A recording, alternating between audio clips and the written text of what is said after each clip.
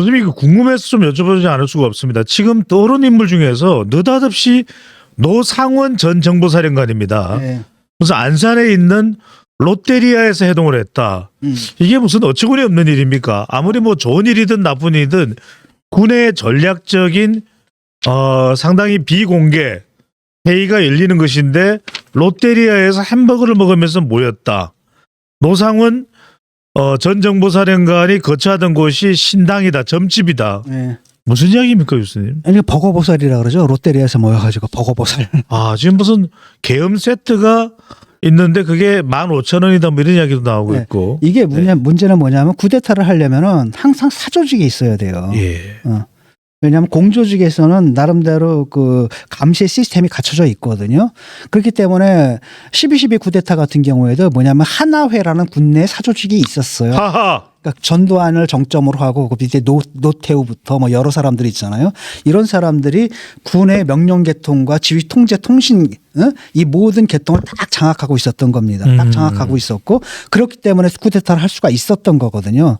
왜냐하면 공식적으로 하게 되면은 공식적 라인을 밟게 되면 거기서 계속 딴지가 있거든요.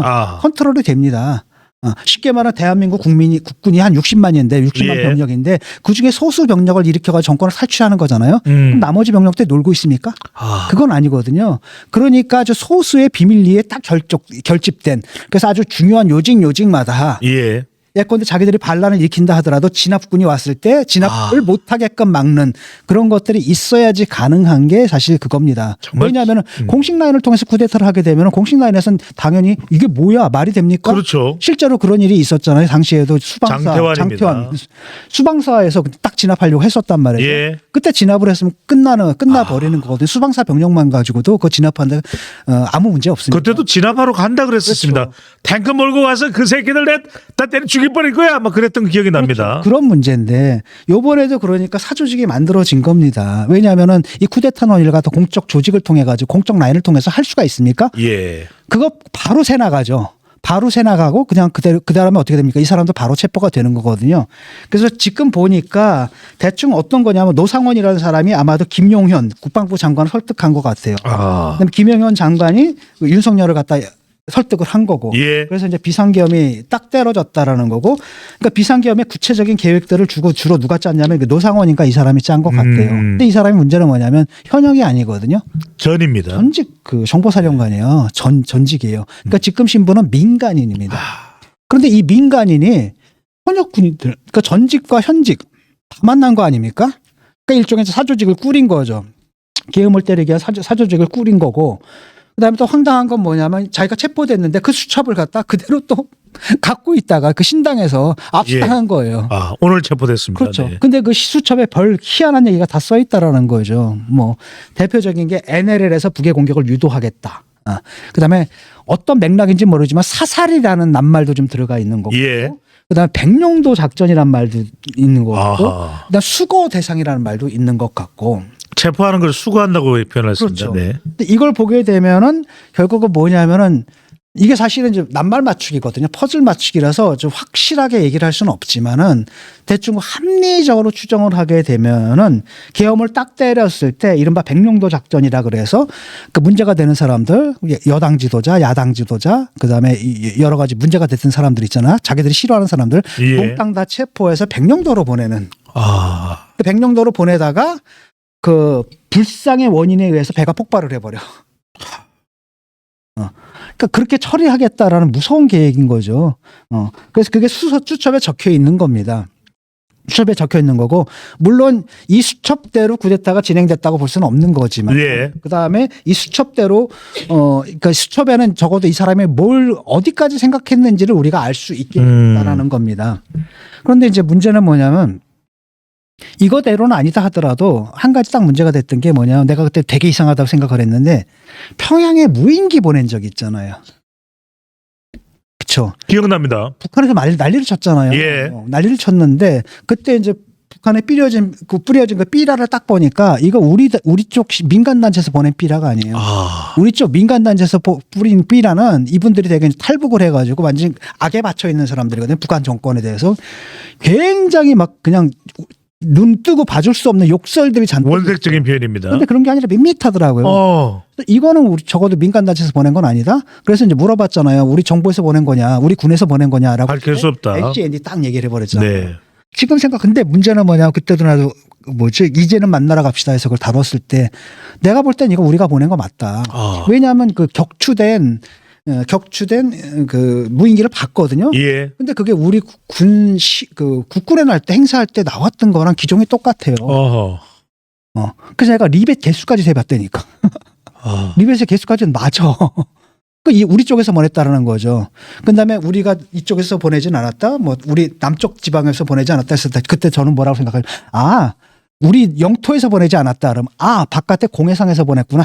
아하. 나는 그때 그렇게 생각을 했던 거죠. 근데 그것이 이제 조금 성급하긴 하지만은 그것이 의미하는 바가 있습니다. 그걸 왜 했지 도대체? 아니 그걸 하게 되면 북한을 자극하게 되면 쟤네들이 우리한테 더 큰 도발을 할 텐데 예. 그걸 왜 굳이 자극을 했지? 라고 했을 때 내가 보게 되면 이게 이제 북의 공격을 유도하기 위한 게 아니겠는가. 근데 이거는 뭐냐, 김용현이 연루가 돼 있는 거거든요. 김용현이 움직이지 않으면 노상원은 못 움직여요. 김용현이 움직이지 않으면은 그런 북한에 무인기를 보내는 거 이런 것들은 가능하지 않다라는 겁니다. 그리고 그때도 사실 NCND를 했다는 거죠. 보통 우리가 왜냐하면 그게 정전협정 위반이잖아요. 예. 그러니까 북한은 위반한다 하더라도 깡패국가니까 우리는 뭐 점잖게 해왔던 나라기 때문에 그렇다 우리가 정전협정을 미리 깨거나 이러진 않거든요. 그런데 그걸 했다는 것 자체가 굉장히 의아했는데 지금 이런 맥락에서 보게 되면은 아마도 쿠데타, 쉽게 말하면 친위 쿠데타 계엄령을 때릴 명분을 찾기 위해서 한 게 아니냐라는 가설이 이제 타당성을 얻는 거죠. 예. 그러니까 옛날에 선거 앞두고 늘 했던 게 뭐였습니까? 북풍이었잖아요. 근데 심지어 옛날에 국힘 전신인 당에서는 뭐까지 했습니까? 북한에 돈 주고 총까지 쏴달라고 휴전선에서 그랬던 거잖아요. 그런 것과 비슷한 상황이 지금 벌어진 건데 문제는 뭐냐면 그 다음에 또 하나는 북한에서 만약에 보복을 한다라고 했을 경우 가장 먼저 떠오르는 데가 어디예요? 우리랑 영토 문제가 걸려 있는 NLL이라는 거죠. 그렇죠. 그래서 거기서 NLL에서 군사 분쟁이 딱 일어나잖아요. 그럼 그걸 명분으로 딱 비상계엄을 때리려고 했던 게 아니냐. 이게 이제 이 사람 수첩을 보게 되면 그런 추정을 할 수가 있는데 추정입니다. 다른 네. 건 몰라도 아직까지는 여기까지는 뭐냐면 이거 노상원이라는 사람의 개인적 판타지에 불과해요. 예. 근데 문제는 뭐냐면 적어도 무인기는 우리가 보냈거든요. 아하. 공적 라인을 통해서 보냈단 말이죠. 근데 그게 이제 실패를 했던 이유는 바로 뭐냐면은 북한이 지금 남한을 거들떠볼 여유가 없어요. 우크라이나 전쟁 때문에 예. 부담스러워하는 겁니다. 우크라이나 전쟁에 지금 12,000명 병력 보냈죠. 많은 명령이 갔습니다. 지금도 보니까 자주포부터 다연장포부터 계속 보내고 있거든요. 아하. 자기들이 갖고 있는 보유하고 있는 무기를 갖다 러시아에 지금 팔고 있는 겁니다. 예. 지금 대목 장사를 하고 있는데 문제는 무기를 팔게 되면 이쪽은 약화되는 거잖아요. 그렇죠. 그러니까 여기서 대남 도발을 할 수 있는 군사적 역량이 없는 거예요. 그래서 응하지 못했던 거죠. 그러니까 이 사람들한테는 굉장히 유감스럽게 돼버린 겁니다. 그 상황 자체가. 우리가 슬쩍슬쩍 도발을 했는데도 북한에서 응하지 않았다라는 거죠. 그래서 요게 이제 만약에 사실로 확인되면은 내란죄가 아니라 뭐가 되는 겁니까? 외란이 될 수 있겠네요. 외환죄까지도 적용이 될 수 있게 된 거죠. 예. 참 이 내용들이 다 들어맞는다면 비상계엄을 국민도 안 받아주고 북한도 안 받아주고. 윤석열 대통령 지금 두 가지입니다. 하나는 헌법재판소고 하나는 수사인데 둘 다 보면은 아주 적극적이지가 않습니다. 이유는 뭘까요? 네. 일단은 그 둘 다 지금 시간을 지연하는 전략을 좀 사용하고 있거든요. 예. 먼저 이제 탄핵 심판 건을 한번 보죠. 그런데 탄핵 심판, 그러니까 헌재에서 계속 보냈단 말이죠. 예. 출석하라고 그랬는데 그러니까 발송을 했지만 수신을 거부하는 거예요. 수치를 거부하는 겁니다. 그래서 여러 차례 보냈지만 이걸 계속 수신을 거부했거든요. 예. 그럼 이제 어떻게 되느냐? 문제는 뭐냐면 이게 저쪽에서 받아야지 이제 탄핵 심판 절차가 개시가 되는 건데 안 받아버린 거예요. 딱 보니까 계속 안 받아버릴 것처럼 보이거든요. 앞으로도 계속. 그래서 결국은 헌재가 이제 평의회를 열었습니다. 19일 날 평의회를 열어가지고 결정을 내려버린 겁니다. 예. 사실상 20일 날, 그러니까 19일 날 이게 발신이 됐는데 20일 날 효력이 발생한 걸로 그걸 이제 발송 송달이라고 그러더라고요. 우리는 발송했고 예. 너희들이 받든 안 받든 간에 일단은 송달한 것으로 간주된다. 아하. 이게 이제 발송 송달인데 그 효력이 20일부터 발효가 된다라는 네. 겁니다. 19일 날 받았고 20일부터는 네가 받든 말든 상관없이 우리는 그냥 가겠다라고 아하. 헌재에서 결정을 해버린 겁니다. 그래서 19일 날 받고 20일 날 효력이 이제 발생해버린 거죠. 그렇게 되면 이제 헌법재판소의 그 탄핵 심판 절차가 공식적으로 시작된 겁니다. 예. 그래서 그에 따라 가지고 이미 예정되어 있었지 않습니까? 27일까지 답변서를 제출하라고 이제 요구를 예. 한 거죠. 그리고 27일 날 바로 뭐가 있는 거냐면은 변론이 이제 최초의 이제 변론 준비 기일이 열려요. 재판하기 전에 이제 먼저 재판을 어떻게 진행할지 예. 예비적인 그 공판이 열리지 주로 않습니까? 변호인들이 참석을 하죠. 그렇죠. 네. 바로 이제 그게 27일 날 열린다라고 예정대로 열린다라고 즉 헌법재판소에서는 우리가 네가 뭐 그걸 거부하든 말든 간에 상관없이 우리는 우리 일정표대로 간다라는 의지를 분명히 이제 보여준 거고요. 다만 이제 27일 날 그 변론 준비 기일인데 그게 제대로 열릴 수 있을지 없을지는 알 수가 없어요. 예. 왜냐하면 윤 대통령 측의 그 변호인단이 아직까지도 제대로 꾸려지지 않은 걸로 보이거든요. 그러니까 천하람 변호사의 말에 따르면은 천하람 의원이죠 이제는. 그다음에 그 굵직굵직한 그 변호인단을 선임을 했는데 문제는 이제 밑에 그 실무를 담당할 작은 아하. 변호사들 있잖아요. 젊은 변호사들. 근데 이 사람들을 찾는데 굉장히 어렵다라고 하더라고요. 왜냐하면은 자기 이력의 일종의 오점을 남기는 거잖아요. 그렇네요. 계엄을 실시한 비상계엄을 실시한 이른바 내란죄를 범한 피의자를 옹호한 예. 변호를 해서 옹호했다라는 것 자체가 앞으로 젊은 사람들의 경력에 썩 좋지는 않을 거거든요. 그래서 이제 회피한다 이런 말도 있는데 어쨌든 변호인단이 지금 제대로 꾸려지지 않은 것 같고 변호인단을 꾸리는데 지금 애를 먹고 있는 것 같습니다. 그건 사실인 것 같아요. 그래서 과연 이제 27일 날 최초의 그 변론 준비 기일이 제대로 열릴지에 대해서는 아직도 장담할 수가 없는 겁니다. 예. 어쨌든 간에 근데 수명 재판관 있죠? 수명 재판관이라고 하는데 증거를 주로 수집하고 관리하는 그 재판관이 수명 재판관입니다. 그렇죠. 그러니까 네. 서류가 오지 않으면 어떻게 하느냐. 그러니까 27일까지 답변서를 내기로 돼 있거든요. 그런데 만약에 27일까지 답변서를 못 낸다. 근데 참 못 낼 가능성도 크거든요. 왜냐하면 저쪽은 아직 제대로 뭐가 안 꾸려졌습니까? 변호인단이 안 꾸려져 있는 거예요. 예. 그다음에 이른바 지금 선임된 거 변호사들하고 그 윤 대통령 사이에 변호의 기본적인 노선이 있잖아요. 전략. 이것도 지금 합의가 돼 있는 것 같지 않아 보이거든요. 예. 그런 상태 속에서 과연 답변서를 제대로 쓸 수 있을까? 그럼 27일까지 답변서도 못 낸다는 얘기잖아요. 그랬을 때 그 수명 재판관이 알아서 판단하겠다라고 합니다. 그러니까 수명 재판관이라는 건 재판장 지정에 의해서 증거 조사를 하는 재판관이라고 해요. 근데 이 두 사람이 그 사람들의 이제 임의에 맡겨져 있는 거죠. 내든 안 내든 간에 우리는 우리 절차대로 가겠다라고 아하. 지금 볼 때는 그렇게 갈 가능성이 커요. 예. 오든 안 오든 준비 기일이 제대로 열리든 안 열리든 또는 27일까지 그 답변서를 내든 안 내든 간에 헌법재판소는 그냥 간다. 왜냐하면 탄핵 그 소추단에서 낸 여러 가지 자료들이 있잖아요. 예. 그거에 대한 증거 조사에 착수할 가능성이 큽니다. 그 여기까지가 이제 헌법재판소 얘기고요. 그 다음에 이제 수사 같은 경우에는 예. 이번에도 개치 6번인가 보냈는데 계속 거부했지 않습니까? 출석 요구서입니다. 수석 네. 요구서를 갖다가 또 보냈는데 공수처에서도 지금 2번인가 보냈거든요. 예. 2차 출석 요구가 18일이었어요 지난번에. 근데 그것도 거부하고 그 다음에 25일 내일이죠. 2차 출석 요구서를 갖다 이제 보냈습니다. 예. 그랬는데 윤 대통령 측에서는 뭐라 그랬냐면 그 석동현 변호사를 통해 가지고 출석이 어려울 것 같다라고 지금 통지를 했습니다. 예. 그 다음에 하는 논리를 들어보면 뭐냐면은 지금 그 내란죄 수사보다 중요한 게 탄핵 심판이다. 탄핵 심판이 우선이다라고 얘기합니다. 그 다음에 아직 우리가 수사받을 여건이 아니다라고 얘기를 해요. 그러니까 아니다라고 하는 것은 무슨 얘기냐면 여건이 안 된다는 게 무슨 말이야. 검찰에서 부르고 경찰에서 부르고 공수처에서 부르고 강하게 조사를 받아야지 왜 여건이 안 된다라고 얘기했을 때는 그 바탕에 뭐냐면 그 여건이 바로 뭐냐면 아직은 대통령이다라는 거예요. 아직은 대통령이고 탄핵이 안 됐기 때문에 탄핵 심판의 결정 결과를 보고 탄핵 심판의 결정을 바라본 다음에 수사를 할지 안 할지가 그때 결정해야 될 문제다라고 얘기를 하는 겁니다. 예. 그래서 뭐라고 그러냐면 어느 정도 아직 여건이 안 됐다. 탄핵 심판 절차가 적어도 가닥이 잡히고 어느 정도 탄핵 소추 피청구인으로서 대통령의 기본 입장이 재판장들 및 국민들에게 설명되는 게 우선이다. 예. 이것은 무슨 얘기냐면 일단 탄핵 심판 받아보겠다는 얘기예요. 그다음 여기까지는 얘도 수사하지 말라는 얘기입니다. 이게 끝난 다음에 거기서 만약에 탄핵이 인용이 되면은 그때 수사해도 늦지 않다. 어허. 이게 이제 그쪽의 입장인 거라는 거죠. 기각이 되면 또 다른 입장이 될 테고요. 그렇죠. 그러니까 기각이 되면은 사실은 그때 또 다른 얘기를 하겠지만은 예. 어쨌든 간에 탄핵 심판 여부를 지켜본 후에 대통령 신분으로선 조사받을 수 없다. 그러니까 쉽게 말하면 탄핵 심판 여부를 지켜본 후에 하겠다. 그다음에 적어도 대통령 신분으로서는 내가 조사받을 수가 없다. 이런 입장을 좀 분명히 한 거예요. 예. 그리고 이제 그것의 근거가 됐던 게 뭐냐면은 박근혜 전 대통령 같은 경우에도 그때도 이제 여러 가지 죄로 기소가 되지 않았습니까? 그렇습니다. 그때도 뭐였냐면은 탄핵 심판이 인용된 다음에 즉 대통령 자격을 상실한 후에 바로 조사를 받고 기소가 되고 그다음에 구속이 됐다는 얘기예요.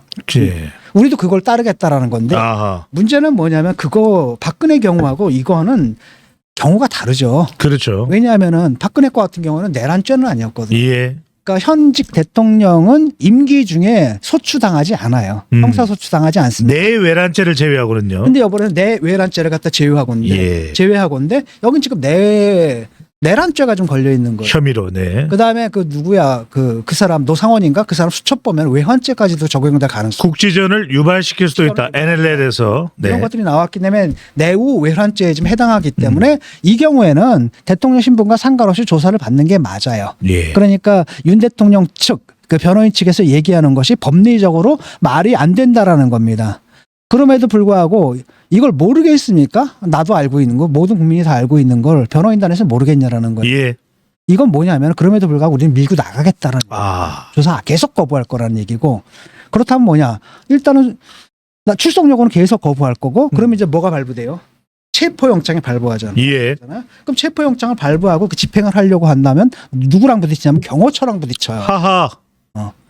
그 사실상 억지로 하면은 뭐 체포를 못할 건 없지만 저쪽에서 버티면 상당히 곤란한 상황이 벌써 현실적으로 체포는 어렵다는 얘기가 나오죠. 그렇죠. 이쪽에서 집행하러 들어간 사람들하고 저쪽에 경호처 사람들이 물리적 충돌하는 모습까지도 봐야 되는 상황이고 이쪽도 저쪽도 상당히 뭐예요 부담스러운 상황이거든요. 이거 국제적으로도 망신이고 그런데 거기까지 가겠다라는 겁니다. 그러니까 그냥 거의 한마디로 그냥 배를 째세요라는. 아. 너희들이 어쩔 겁니까? 그냥 배를 째세요. 이렇게 나가겠다라는 얘기를 지금 석동영 변호사가 지금 BJR이거든요. 얘기를 하고 있는 거죠. 교수님 궁금한 거 좀 하나씩 여쭤보겠습니다. 우선은 일단 뭐 우편이 됐든 인편이 됐든 전자 메일이 됐든 다 안 받는 거는 무조건 지연 전략으로 봐야 되는 겁니다. 네, 무조건 지원 전략으로 보고 사실상 그 그라운드가 두 개가 있거든요. 예.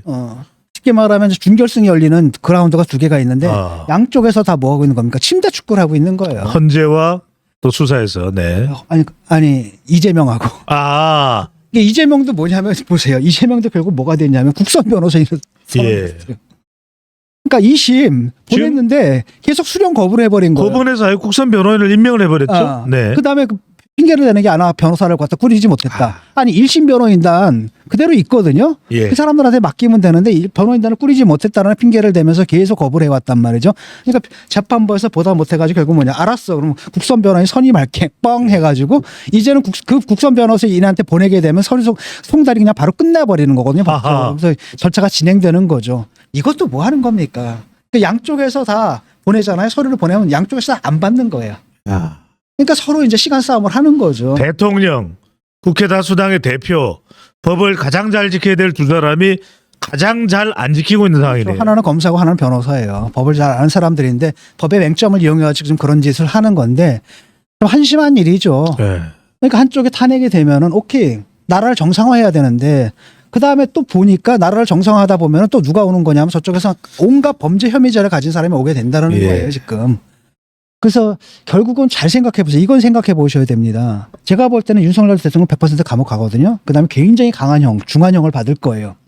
그러니까 두 번째, 설사 이제 이재명이 대통령이 된다고 보십시오. 이재명도 임기 끝난 다음에 감옥 가요. 그것도 상당히 중한형이거든요. 네. 그럼 대한민국 대통령제 역사를 한번 보세요. 다 감옥 간다는 얘기잖아요. 다 감옥이고. 옛날에 누굽니까? 전두환도 갔지, 노태우도 갔고, 거긴 그렇다 쳐. 그 다음에 또 누가 갔습니까? 이명박 박근혜. 사실 노무현 대통령도 갈 뻔한 거잖아요. 네. 그 다음에 이명박, 박근혜, 그 다음에 이어가지고 또 윤석열, 그 다음에 또 누굽니까? 이재명. 이게 무슨 국제망신입니까?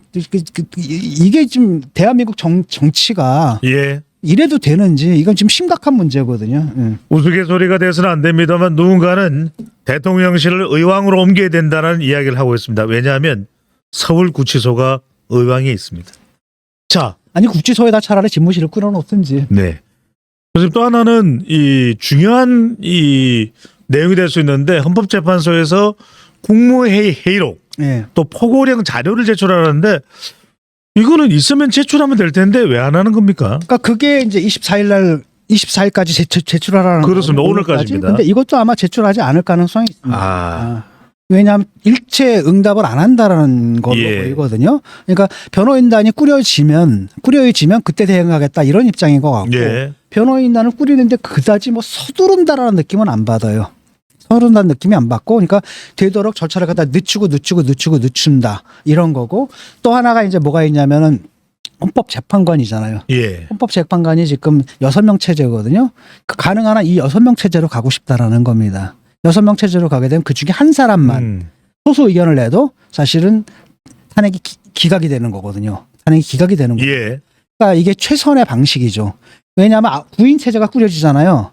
그러면은 뭐가 되는 겁니까? 기각되려면 최소한 서너 사람? 네 사람, 몇 사람이죠? 한 세 사람 이상이. 예. 네 사람 정도가 반대를 해야 되는 겁니다. 그렇습니다. 근데 그거는 사실 확률적으로 불가능하잖아요. 아하. 근데 6명이다라고 한다면 그 중에 소수 한 명. 한 명 정도 나올 수 있거든요. 아. 라고 한다면은 그 3명을 임명하면 그건 다 윤석열 편인 거야. 아니 이게 임명되지 않는 한은 이 사람들이 없는 한은 자기 편인 거죠. 예. 하나만 더 하면 된다라는 거거든. 아하. 그러니까 6인 체제로 계속 가겠다라는 거고. 그다음에 뭐냐면 4월 18일까지만 버티면은 4월 18일에 또 2명이 그만두거든요. 4월 18일에 그러면 두 명이 그만두면 문제는 뭐냐면 그 2명이 누구 몫이냐면은 대통령 몫이에요. 예. 근데 거기에 이제 굉장히 법적인 문제가 좀 깔려 있는 거죠. 무슨 얘기냐면 탄핵 심판 중인 대통령인데 자기에 대한 탄핵 심판, 자기에 대한 탄핵 심판을 담당할 헌법재판관을 2명을 임명해야 되느냐 말아야 되느냐. 예. 지금 직무 정지 중인데 그걸 갖다 권한대행이 과연 임명할 수 있느냐 없느냐부터 굉장히 복잡한 법리 논쟁이 이제 있을 거거든요. 아하. 그게 이제 계속 전개가 되면은 그만큼 또 결론이 늦어질 수가 있다라는 거죠. 그래서 그것까지 다 바라보고 일단은 권성동 원내대표는 끝까지 그걸 주장하는 겁니다. 6명 예. 가지고는 안 된다. 6명 가지고 해야 된다. 6명 가지고 계속 해야 되는 거고 지금 임명해서는 안 된다. 그거죠. 네. 한동훈 전 대표가 당을 떠나고 뽑히지 않고 추대되지 않을 것만 같았던 비대위원장이 오늘 크리스마스 이브 날 결정이 됐습니다. 권영세 비대위원장입니다. 어떤 판단이었다고 봐야 될까요, 교수님? 그러니까 뭐 안정적으로 가겠다라는 생각인 것 같아요. 예. 안정적으로 가겠다라는 건데 하나는 뭐냐면 권영세라는 분이 이렇게 개파색이 뚜렷한 사람은 아니거든요. 나 상당히 합리적이고 굉장히 점잖으신 분이에요. 저도 개인적으로 만나 뵀는데 그런 분입니다. 나경원이나 뭐 이런 쪽하고 좀 달라요. 결이 좀 다른 편이거든요.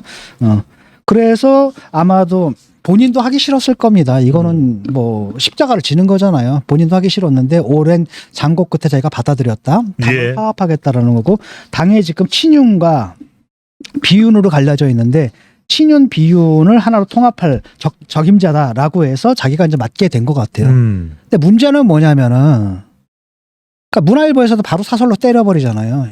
이거 뭐냐면은 이분이 바로 뭡니까? 탄핵에 반대했던 사람이에요. 탄핵에 반대했거든요. 그러면은 그 원내대표는 누구예요? 권성동이잖아요. 원조 친윤이죠. 네. 윤핵관이라고 했던 사람입니다. 그다음에 여기 탄핵을 반대했던 또 친윤 세력. 그러니까 두 수탑이 친윤인 거예요. 라고 했을 때 과연 이 사람들이 탄핵의 강을 건널 수가 있느냐라고 했을 때 못 건너는 거죠. 탄핵을 강을 갖다 못 건너는 게 아니라 건너려고 하지 않는 사람들이거든요. 예. 이런 근본적인 한계가 있는 겁니다. 그러니까 이런 당에서 시간을 끌어가지고 후보를 낸들 그 나올 후보가 뻔한 거 아니고 홍 아니에요, 홍. 그거 가지고 어떻게 대선을 치러. 홍준표 지난번에 20% 받았거든요. 예. 이번에 더 받겠어요, 이거보다? 2017년 대선에서 21%를 득표를 했습니다. 그렇죠. 그거 이상 못 받습니다. 그리고 그때는 뭐 이렇게 얘기하거든요. 문재인이 40%고 나머지 합치면 60%다 뭐 이렇게 얘기를 하잖아요. 예. 굉장히 잘못된 건데 그건 바로 뭐냐면 당시에 또 안철수가 20% 받았잖아요. 거의. 근데 안철수는 바로 뭐였냐면은 근데 뭐로 분류가 됐습니까? 안철수는 뭐로 분류가 됐냐면은 사실상 그 진보로 분류되던 사람이 민주당 쪽으로. 네. 민주당으로. 그러니까 사실 누구랑 합쳐야 되는 겁니까? 문재인이랑 합쳐야 될 표라는 예. 겁니다. 당시에 홍준표 후보가 24%, 안철수 후보가 21%를 득표했습니다. 21%. 유승민이 굉장히 늦게 받았죠. 네. 작게 받고 결국은 그 20%는 누구랑 합쳐야 되는 겁니까? 문재인이랑 합쳐야 할 표였다는 거예요. 그런 결과 어떻게 나오냐면 이쪽 다 합쳐서 6대 4하고 20%의 이제 스코어 차이가 나는 건데 요번엔 그보다 더 나오면 더 나오지 덜 나올 것 같지는 않거든요. 만약에 이런 식으로 가게 되면은 그냥 탄핵의 강을 못 건넜잖아요. 탄핵의 강을 못 건넜기 때문에 그러니까 당시에 박근혜 대통령 탄핵에 반대했던 홍준표가 받은 표가 20%잖아요. 그거보다 크게 벗어나지 못한다라는 거. 내가 볼 때는.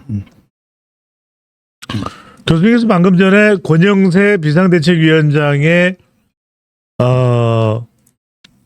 지명 배경에는 당을 통합시킬 수 있을 거다. 결국은 친윤 친한이고 그 이야기는 윤석열 대통령과 가까운 사람들 또 한동훈 전 대표 및 한동훈 전 대표와 가까운 사람들의 통합인데 가능할까요? 이게 가능하지 않을 겁니다. 아마 오래 갈 수 있을까 싶어요. 이 체제도 제가 볼 때는. 좀 안정적이긴 할 거예요. 약간. 왜냐하면 이분이 이렇게 다른 분에게 거부감을 주는 그 인상 그런 사람은 아니거든요. 나경원만 해도 약간 그런 게 좀 있잖아요. 그런데 권영세 같은 이런 분은 사실은 이렇게 개인적으로 사람들한테 이렇게 비호감을 주거나 뭐 분노를 자아내거나 이런 사람은 아닌데도 불구하고 기본적으로 이분들이 뭐냐면 안정과 쇄신을 같이 하겠다라고 하는 게 서로 모순되어 있거든요. 안정을 하면 쇄신을 못 하는 거고 쇄신을 하게 되면 안정이 안 되는 거예요, 지금. 안정과 쇄신을 같이 해야 되는데 같이 그럼요. 하려면 누가 있어야 되냐면은 쇄신하겠다는 사람들한테 정권이 주어져야 되는 거잖아요. 근데 쇄신하겠다는 사람한테 정권을 안 주고 계속 내쳤어요. 이번에 세 번째란 말이죠. 첫 번째가 유승민 때, 두 번째가 이준석 때, 세 번째가 한동훈이거든요. 이것이 의미하는 바는 뭐냐면은 국힘에서는 그 어떤 쇄신의 요구도 또는 쇄신의 시도도 성공할 수가 없다라는 걸 세 번 보여준 거예요. 특히 한동훈 대표 같은 경우는 3분의 2의 지지를 받고 당대표가 된 사람 아닙니까? 그럼에도 불구하고 쫓겨났다라는 겁니다. 그 다음에 어떤 와중에서 쫓겨났습니까? 대통령이 계엄을 때리는 와중에 쫓겨났다는 거예요. 아니, 이거보다 더 큰 사건이 앞으로 또 있을까요? 이런 상황에서 쇄신을 못하는 사람들인데 앉아가지고 우리가 알아서 할게 이게 말이 됩니까? 쇄신은 못하는 거고 결국은 탄핵 찬성, 탄핵 반대, 그 다음에 계엄 옹호 정당으로 갈 수밖에 없다는 거예요. 국민들의 눈에는 그렇게 비치는 거고 그걸 갖다 했던 거기서 앞장을 섰던 두 세력, 쉽게 말하면 친윤 세력들, 친윤 세력들이죠. 그 다음에 옛날에 윤핵관들 이런 세력과 옛날에 윤핵관과 지금의 그 친윤 세력의 결합 이렇게 인식이 됩니다. 바깥으로는. 그럼 그런 정당에서 홍준표 뭐 이런 사람 내봤자 그거 되겠어요? 그게 그 할아버지 그 할배. 아니 근데 교수님 계속해서 우리 방송 보시는 분들도 그렇고 다른 방송을 나가도 제일 많이 받는 질문, 제일 많이 다루게 되는 그런 겁니다. 이 비상시국에 나라가 이 지경이 됐는데 왜 집권 여당은 단합을 못할까? 설사 의견은 다르더라도 서로 존중하고 또 활발하게 토론하고 또 의견을 수렴하고. 아니 뭐 이런 사태가 나오면은 뭐 단합 이런 게 중요한 건 아닙니다. 의견이 있으면은 의견이 있으면은 그 단합이라는 게 뭘 위한 건지 모르겠거든요. 실제로는 그렇게 말씀을 하신데 제가 볼 때는 진짜 국힘은 너무 단합이 너무 잘 돼가지고 문제예요 지금. 단합해가지고 쫓아냈잖아요 지금. 그보다 더 큰 단합이 어디 있습니까? 똘똘똘똘 85명이 똘똘똘똘 뭉쳐가지고 단합을 해가지고 자꾸 단합을 하는데 단합을 뭘 가지고 단합을 하느냐가 문제지. 단합을 하느냐 안 하느냐가 문제라는 겁니다. 사실 대통령 지키기로 하고 단합하는 게 그게 의미가 있냐라는 거예요. 그래서 결국은 뭐가 냐면 영남 자민련이 되는 거거든요 지금. 영남 자민련입니다. 지금 보면 뭐 부울경도 이제 부울경도 떨어져 나갑니다 이제. 부산, 울산, 경남 떨어져 나갑니다. 딱 TK만 남는 거예요. 그럼 거기서 자기들 그 옛날에 그 김종필이 충청도 안에서만 해먹었잖아요. 그런 식으로 자기들만의 기득권을 자민련. 그런 영남 자민련이 되는 거죠. 정확하게 하면 영남 자민련도 아니고 경북 자민련이에요. 대구 경북 자민련이 되겠다라는 겁니다. 그렇게 해서 단합을 똘똘똘똘 단합하는 게 뭔 의미가 있냐라는 거죠 지금은. 아니 대통령이 그 계엄령을 때려가지고 국민들의 계엄령이 뭔지 알죠? 국민들이 갖고 있는 헌법적 권리를 지 맘대로 뭐 하는 겁니까? 정지시키는 거예요. 예. 이런 깽판을 쳤는데 그걸 갖다 옹호하는 사람들 똘똘 좀 뭉쳐가지고 뭔 짓을 하겠냐라는 거죠. 그런 사람들 지금 전체 유권자 중에 퍼센티지로 한 10%나 되나? 그거 가지고 뭐 하겠다는 건지 모르겠습니다. 그 단합을 하려면 자기들이 합법적으로 뽑은 당대표 중심으로 단합을 했어야죠. 대통령 선을 분명히 걷어야죠. 그다음에 그 극성 지지자들이 반발하면 그 사람들을 설득을 했어야죠. 그래서 올바른 방향으로 단합을 했으면은 생각해 보세요. 지금 유력한 대선 주자가 있을 겁니다. 그거 이 대선 주자는 명태균 스캔들로부터 자유롭고요. 그밖에 뭡니까 탄핵으로부터 자유로운 주자가 있거든요. 그 주자를 자기들이 내쳐버린 거예요. 그 누구를 뽑겠습니까? 교수님께서 차기 대선 후보를 말씀하시니까 바로 이 부분 좀 넘어가야 될 것 같습니다. 최근에 이제 한국갤럽에서 차기정 시도자 조사 결과가 지난 17일, 19일 조사에서 나왔습니다. 이번 주와 다음 주는 한국갤럽이 조사를 진행하지도 않고 결과 발표도 없습니다. 참고를 해주시고 이 차기정치 지도자 조사 결과를 봤더니 이재명 대표가 37%, 한동훈 5%, 홍준표 5%. 먼저 이 부분부터 먼저 여쭤봐야 될 것은 국민의힘 지지층에서도 보면 홍준표가 한동훈보다 높습니다. 한동훈 16, 홍준표 18. 전체적으로는 한동훈, 홍준표가 5%로 동률입니다. 말하자면 홍준표는 어쨌거나 저쨌거나 이 상황에서 이 지지율만 놓고 보면 올라간 것이고 한동훈 전 대표는 이재명 대표와 장을 겨뤘었는데 이 탄핵 소추 국면 또 윤핵 갈등을 겪으면서 많이 빠졌다고 봐야 될 것 같아요. 많이 빠졌죠. 어떻게 봐야 될까요? 지금 불분명해진 거 아닙니까? 예. 출마 자체가 불분명해지니까 가능성이거든요. 가능성과 잠재성 면에서 상당 부분 깎여 나간 거라는 거죠. 그런데 내가 볼 때는 만약에 출마를 하겠다라고 하잖아요. 그럼 다시 붙어요. 왜냐 지난번에 대선 때 대표 경선 때 그 지지율이 당원들의 3분의 2가 지지를 했거든요. 예. 그게 있는 거고 또 다른 한편으로 그때 왜 한동훈을 지지했겠냐라는 거예요. 변화해야 된다고 지지를 했거든요. 근데 그 변화의 요구는 있어요 아직까지도. 그렇기 때문에 만약에 다시 출마를 선언하게 된다 급속하게 다시 올라갈 거라는 겁니다. 오히려 홍준표는 그렇게 했는데 그래서 한동훈하고 뭐 특별히 다른 바가 없잖아요. 아하. 지금 쉽게 말하면 한동훈은 지금 가라앉은 상태고 홍준표는 뜬 상태에서 비슷하다라는 거. 예. 이것이 이제 의미하는 바가 있다라는 거죠. 그래서 저는 그 수치는 별 의미가 없다고 생각을 하고 지금 변수는 뭐냐면 한동훈이 요번 텀에 하느냐. 대선에. 그렇죠. 요번 텀을 네. 건너고 다음으로 가느냐. 요것의 결정이거든요. 교수님 어떻게 보십니까? 조기 대선이 있다면 한동훈 대표, 전 대표 예. 나올 가능성이 높다고 봐야 될 거예요? 아니면 그거는 앞으로 전개될 상황에 있어요. 3개월 동안에 전개될 상황에 있는 거고 지금은 이제 권선동하고 뭡니까 권영세 체제 투스탑 시스템이잖아요. 투탑이 뭐 제가 볼 때는 그 제대로 할 것 같지가 않거든요. 또 제대로 할 수 있는 상황이 아니에요. 왜냐하면은 여기서 아무리 제대로 한다 하더라도 일단은 제대로 할 사람들이 아니거든요. 예. 두 번째는 뭐냐면 이 사람들이 설사 제대로 한다 하더라도 대통령이 가만 안 놔둬요. 윤석열이. 계속 사고를 칠 겁니다. 왜냐하면 이 사람의 법정 전략이라는 게 뭐냐. 나는 그 조국하고 똑같아요. 법정에 가가지고 사법적으로 싸워보겠다라는 게 아니라 바깥에 있는 강성 지지층들을 결집해서 선동하는 쪽으로 전략을 잡았고 아하. 그러니까 계속 국민들 염장 지르는 소리를 할 겁니다. 계속 국민들 염장 지르는 짓을 계속 할 거예요. 이게 계속 있는 한 이런 대통령을 옹호하고 그래서 옹호한 결과로서 그 당내 당권을 잡은 그 두 사람 체제가 국민들이 거기에 지지를 보내겠냐라는 거예요. 흔들릴 수밖에 없다라는 거거든요. 그래서 더 이상 그게 아니다. 저 체제 가지고 안 되겠다라는 판단이 내려진다면은 그때 한동훈이 어떤 계기에 컴백할 가능성도 있죠. 예. 컴백하게 되면 저는 그 지지율은 그냥 금방 회복한다라고 봐요. 아니 교수님 금방 회복된다면 컴백하지 않을 이유도 없고 또 컴백해야만 되는 거 아닙니까? 안 그러면 잊혀질 테니까.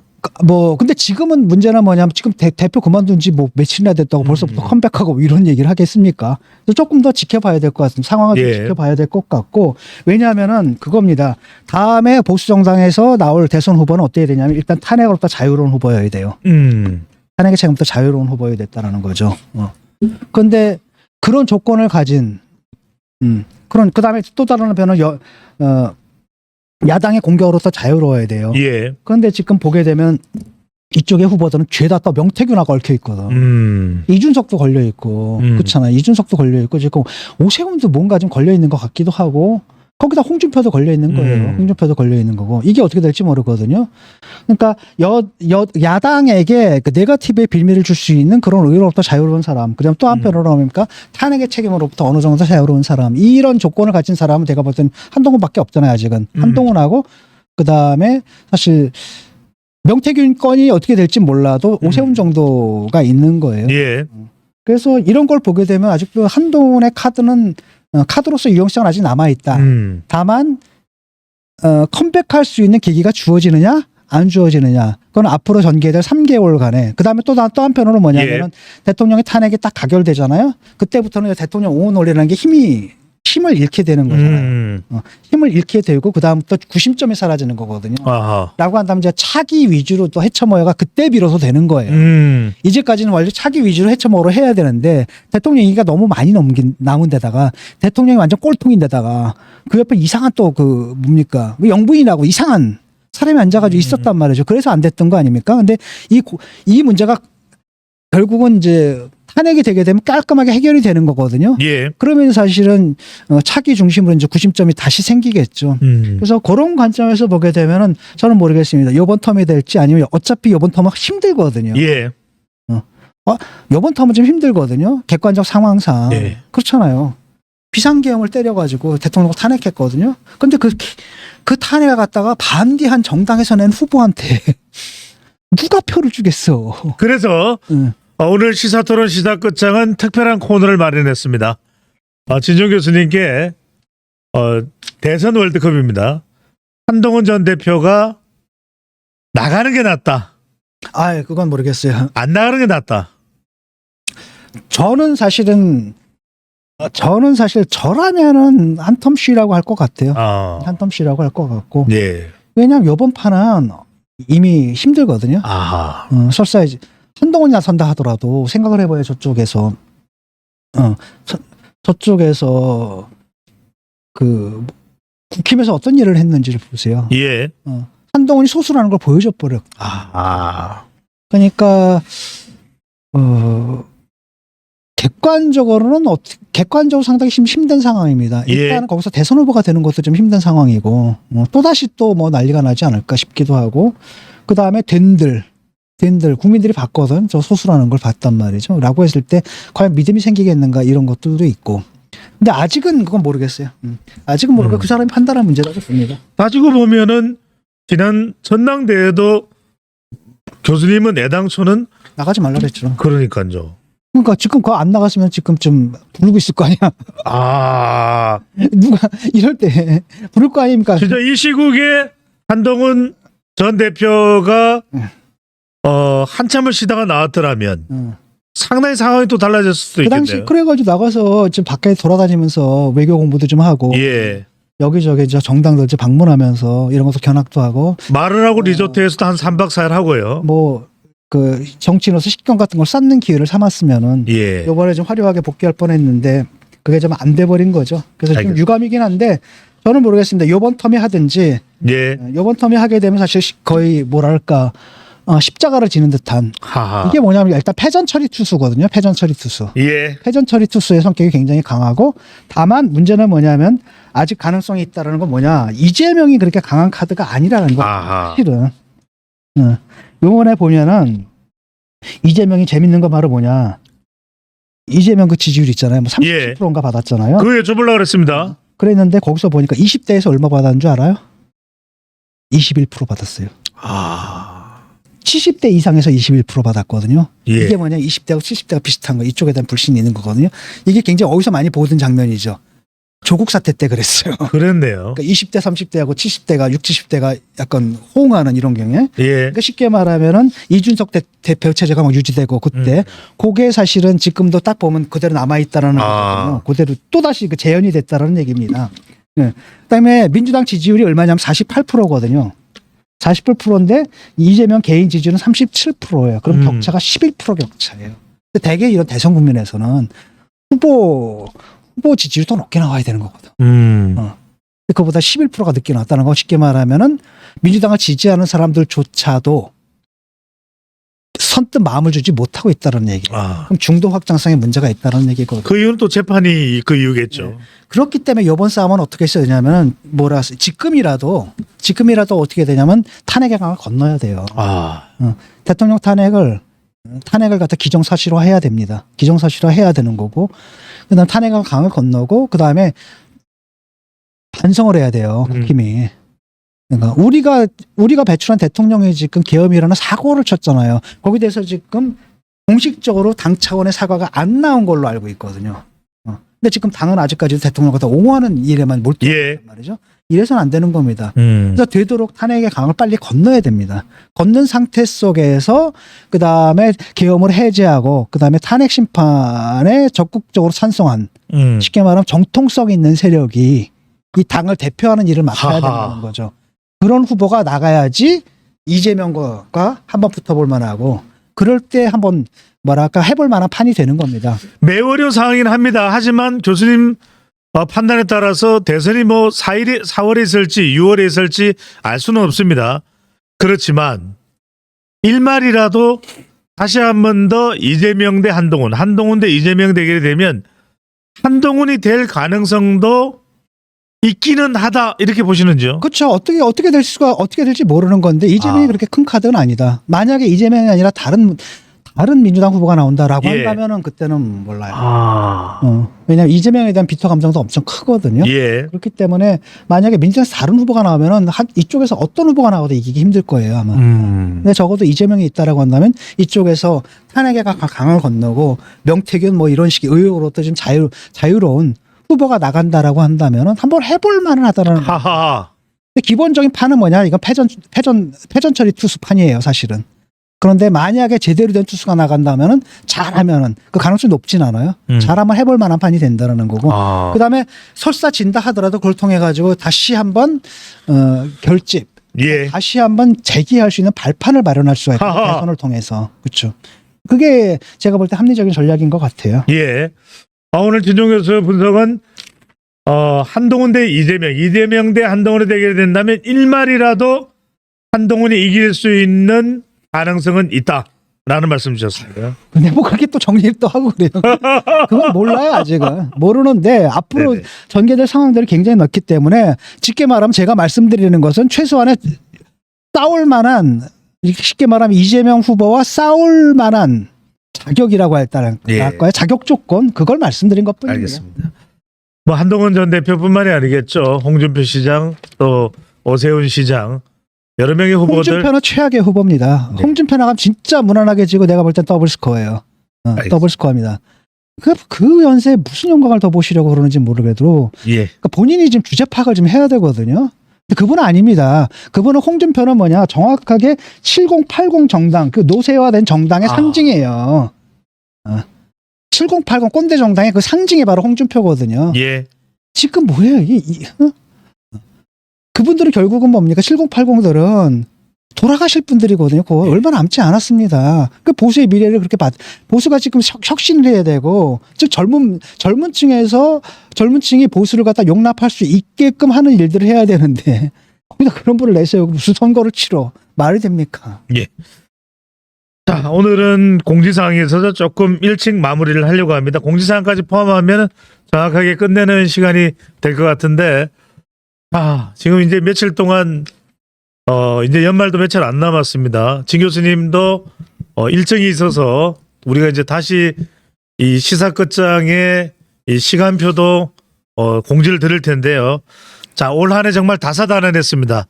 우리 시청자분들께 힘내라고, 또 내년 계획 잘하시라고 한 말씀 해주신다면요. 네, 올해 너무 힘드셨죠. 뭐 내년도 아마 힘들 것 같습니다. 그래도 뭐 우리가 국가 공동체 일원으로서 해야 할 일들은 깔끔하게 하고요. 또 다른 태양을 맞아야겠죠. 아마 어떤 일이 벌어질지는 결국 뭐 하늘에 달린 건 아니고 우리가 하기 나름인 것 같아요. 그래서 여러분들이 합리적인 판단을 내리고 뭐 보수를 지지하든 진보를 지지하든 좀 합리적이고 상식적인 판단을 내리는 그런 정당, 자기가 지지하는 정당이 그런 정당이 되게끔 노력하는 것, 그것만이 사실 우리 사회를 갖다 정상화하고 우리 사회를 좀 합리적인 그리고 또 좀 살기 좋은 사회로 만드는 지름길이라고 봅니다. 네.